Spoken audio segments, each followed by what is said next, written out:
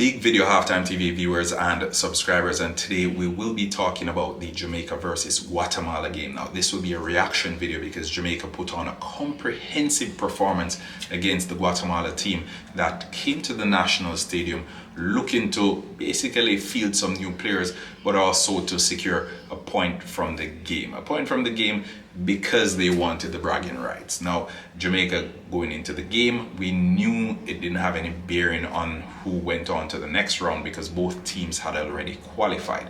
We did the preview to the game. We told you what the history looked like between both teams, and it was no different today. Jamaica went into the game. They made some changes from the game against the British Virgin Islands, and there were some folks who retained their places. One such individual is Warner Brown, and he did not disappoint. Now, what we'll be doing in this video, we'll be doing five takeaways from the game Jamaica versus Guatemala, and I think five takeaways will basically sum up the Jamaica versus Guatemala game in a nutshell, right? So, takeaway number one. I think the team is finally starting to look like they're a unit. We've seen them in previous years, we've seen them in previous months, and they've basically looked all over the place. Folks have been complaining, saying the camps are too short, the English-based players and the local players, they don't seem to be gelling well together. But I think in this game against Guatemala, the team actually looked as if there were some semblance of synergy between the players. So that's good to see, right? Takeaway number two. Leon Bailey cannot climb out of that slump that he's currently in, right? So we know he had a dip in form throughout this season, coming on the back of the previous season with Aston Villa. He was fantastic. He put on some massive performance and was one of the key players in the Aston Villa team progressing to the Champions League. Now, this season hasn't been the greatest for Leon Bailey, and earlier this week we did a video about the rumors. Well, it was actually last week, about rumors surrounding Leon Bailey moving to the Saudi Pro League. Now, coming into this game, Leon Bailey, personally, I expected him to start. He came on in the previous game, got a cameo for Kaheem Dixon. I expected him to start this particular game at the National Stadium in front of the Jamaican fans, and we know his relationship with the Jamaican fans has been hot and cold over the past few years. Now, Leon Bailey, he basically assumed the control of a penalty that was won by Demarai Gray, and he missed. Not the first time that we're seeing Leon Bailey miss for the Jamaican national team from the penalty spot. And although he had some good opportunities, some bright moments throughout the game, I think a goal would have done his confidence the world of good. And again, we'll probably have to wait 6 more days or so because Jamaica plays Guatemala again in just about a week's time. But Leon Bailey, he cannot climb out of the slump that he's currently in, and I think he desperately needs to score to get his confidence back to the levels that we're used to to being, right? So that's takeaway number 2.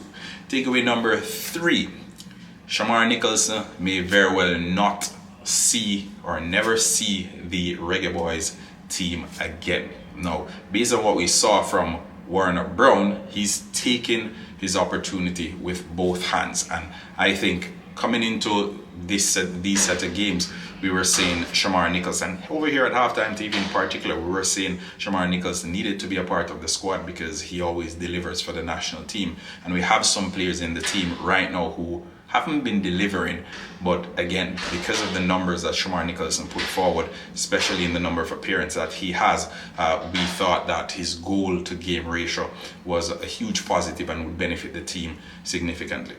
Well, that is no longer the case because Warner Brown now has a 100% goal record. 4 games played for Jamaica, 4 goals scored for Jamaica, and I think you can't beat that. What he has done single-handedly in this window is assert himself as a mainstay, or at least an automatic starter for the Gold Cup in a couple of weeks' time. So big up Warner Brown, and that's what local players need to do. We saw him in the local Premier League, we saw him dominating in the local Premier League goal chart, and now we're seeing him in World Cup qualifiers, and he's doing just that. He's scoring the goals because he knows where the goal is. The first goal he scored today came on the rebound from Leon Bailey that we spoke about a little bit earlier. The second goal, an instinctive booting from a Demarai Gray corner. So it's good to see strikers with that poacher's instinct, basically getting into those spaces and putting themselves in positions where they can score goals. All right, so big up Warner Brown. I look forward to seeing him again in the national team starting team, because he's definitely made a claim for himself, and now it's virtually impossible for Steve McLaren to leave him out. Warner Brown has scored 4 goals. Romario Williams has scored 4 goals. The only difference is Warner Brown has taken 21 games less to score his 4 goals than Romario Williams. All right, so big up Warner Brown. Number 4, and we spoke about the synergy of the team. We spoke about Leon Bailey. We spoke about Warner Brown. Number 4. Whew. I don't even want to go into this, because guess what? People always question this player's attributes, and I always tell them, never you question Demarai Gray. He is Jamaica's most dangerous player. Again, Demarai Gray is Jamaica's most dangerous player. All right, so I hope you register that in your head.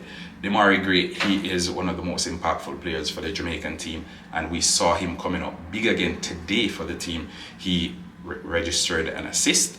I know he's on corner duties, but he registered an assist, and the penalty that Leon Bailey missed, he was the one who won that penalty as well. So I think that little bit of brilliance and that little bit of nous shows you the quality of player he is. And even if he's not having the brightest of games, or there are instances or moments during the game that he seems as if he's out of it, it only takes a second for him to spring into life and to make something happen. And that's what we saw today.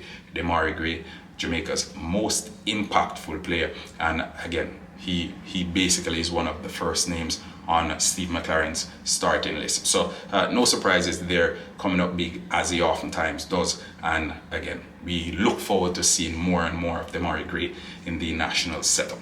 And the final takeaway from the Jamaica versus Guatemala game for me is Damian Lowe did not pick up a yellow card. So I'm super happy for this one, because even when there isn't a need for it, we usually see Demarai Gray, Damian Lowe making rash challenges. And even in this game, there was an instance that he made a tackle, and I figured, oops, he's gonna get it now.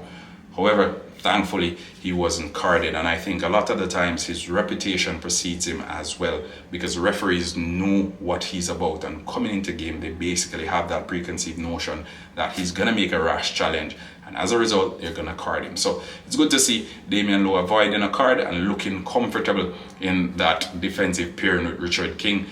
Mason Holgate was substituted early in the game. Seemed as if he had a little bit of discomfort, but Richard King came in and he didn't look a step out of place. Again, remember, there are rumors going out that Richard King is expected to move to the Scottish Premier League. We are still tracking that. But again, those are Halftime TV's 5 moments or 5 takeaways from the game against Guatemala. For those who didn't watch it, Jamaica won by 3-0. The goals coming from John Russell, assisted by Leon Bailey, Warner Brown with a brace, one of those assisted by Demarai Gray. We also saw some big performances as well. Andre Blake, as usual, preserving that clean sheet and coming up with a couple of big saves throughout the game. Casey Palmer coming on and looking bright. Ravel Morrison coming on as well amidst the week that was crowded with rumors about him leaving the national team camp. But that's it for me. And I'm going to turn it over to you now to hear what your thoughts are. What were your takeaways from the Jamaica versus Guatemala game? Let's hear those below. Until next time, big up on yourself. And remember, go out, support the Reggae Boys. Wherever you are in the world, the Reggae Boys will be playing in the Gold Cup next week. Go out and show them some love, right? Yeah.